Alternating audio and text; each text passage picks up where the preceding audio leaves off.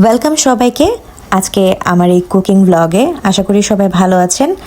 আজকে আমি সবচেয়ে সহজ উপায়ে করলা ভাজি করে দেখাবো কুচো চিংড়ি দিয়ে। চলুন কিভাবে আমি সবচেয়ে সহজ উপায়ে করলা ভাজি করি কুচো চিংড়ি দিয়ে সেটা আজকে দেখে নিই। প্রথমে একটি ফ্রাই প্যানে তেল নিয়ে নিচ্ছি, এর মধ্যে পেঁয়াজ কুচি দিয়ে দিলাম। পেঁয়াজ কুচিটা আমি ভালো মতো ভেজে নিব। তবে তার আগে কিছু কুচো চিংড়ি আমি ধুয়ে রেখেছিলাম, তার মধ্যে কিছু হলুদ আর লবণ দিয়ে আমি এটাকে মেখে পেঁয়াজের মধ্যে ছেড়ে দিব।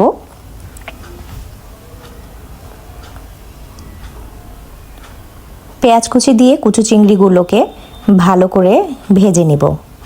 এর মধ্যে যেহেতু লবণ দেয়া আছে তাই আমি এখন আর কোনো লবণ ব্যবহার করব না। পরে যখন করলা ভাজিগুলো এর মধ্যে দিয়ে দিব তখন সামান্য পরিমাণ লবণ আর হলুদ দিয়ে দিব।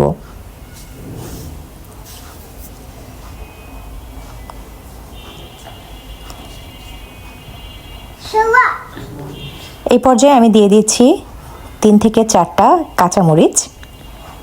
ঝালের পরিমাণ আপনারা যে যেমন খাবেন তেমন বুঝেই দেবেন।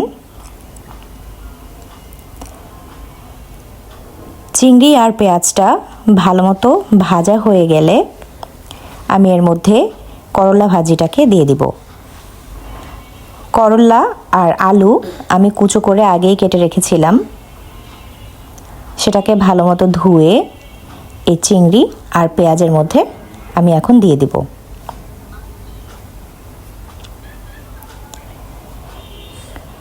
যতটা সম্ভব চেষ্টা করেছি করলাটাকে পাতলা করে কাটার, আলুটাও যেন সেরকমই পাতলা হয়, তাহলে ভাজিটা খুব দ্রুত হয়ে যাবে।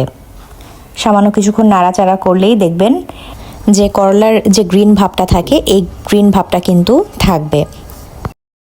এই পর্যায়ে আমি দিয়ে দিচ্ছি সামান্য পরিমাণ হলুদ। হলুদের পরিমাণটা খুবই কম দেব, কারণ করলা ভাজিতে অতিরিক্ত হলুদ দিলে করলা ভাজিটা পোড়া পোড়া হয়ে যায়, আর অতিরিক্ত পোড়া পোড়া হলে করলা ভাজি খেতে মজা লাগে না। এই পর্যায়ে আমি একটু লবণও দিয়ে দিয়েছিলাম, কিন্তু সেটা ভুলে স্কিপ হয়ে গেছে। যতটা সম্ভব চেষ্টা করব করলা ভাজিটাকে বারবার নাড়ার। তার কারণ হচ্ছে এক পিঠ যদি পুড়ে ধরে তখন কিন্তু করলা ভাজিটার টেস্ট নষ্ট হয়ে যাবে। মনে রাখবেন করলা ভাজি কিন্তু কখনোই ঢেকে রান্না করতে হয় না। আপনি যদি এটাকে ঢেকে দেন তাহলে করলার যে গ্রিন গ্রিন ভাবটা এটা কিন্তু চলে যাবে, তখন দেখতে এটা একদম মেটে মেটে কালার হয়ে যাবে। তাই আমরা চেষ্টা করব যাতে এটাকে ওপেনলি ভাজা ভাজা করে রান্না করা যায়। এ পর্যায়ে আমি একটু দেখে নিলাম যে এটার কতখানি সেদ্ধ হয়েছে, তো অলমোস্ট এটা ডান। এখন আমি সার্ভিংয়ে চলে যাব।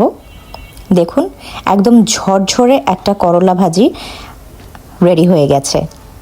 এটা দিয়ে গরম ভাত দিয়ে খেতে অসাধারণ ভালো লেগেছে এবং এটা একদমই তেতো লাগেনি। আমার মতো করে একবার ট্রাই করে দেখবেন, আশা করি আপনাদের এই রকম করলা ভাজি খুবই ভালো লাগবে। এটা ছিল সবচেয়ে সহজ উপায়ে কুচো চিংড়ি দিয়ে করলা দিয়ে আলু ভাজি। আশা করি আপনাদের ভিডিওটি ভালো লেগেছে। যদি ভালো লেগে থাকে অবশ্যই একটা সাবস্ক্রাইব করে রাখবেন পরবর্তী ভিডিওর জন্য। ততক্ষণ পর্যন্ত সবাই ভালো থাকবেন। আল্লাহ হাফেজ।